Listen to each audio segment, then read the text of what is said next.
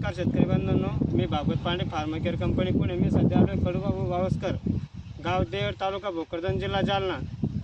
यांचा हा सिमलाचा प्लॉट आहे. 1 एकरचा. मी त्यांना त्यासाठी रूट कॉइलिंगचा प्रॉब्लेम आणि झाडं गुंडाळत होते, त्यासाठी त्यांना फार्मा केअर कंपनीचं शलाक आणि साखर हे डेमोसाठी दिलेलं होतं 10 गुंठ्यासाठी.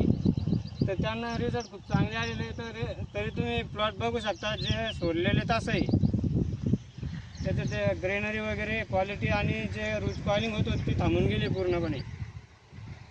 आणि बिगर सोडलेला प्लॉट बघू शकता तुम्ही, पिवळा पडलेला आहे आणि रिझल्ट पण नाही आहे आणि रूट कॉइलिंग चालू आहे सध्या पण. तरी तुम्ही शेतकऱ्याला विचारू शकता अनुभव काय आहे त्यांचा.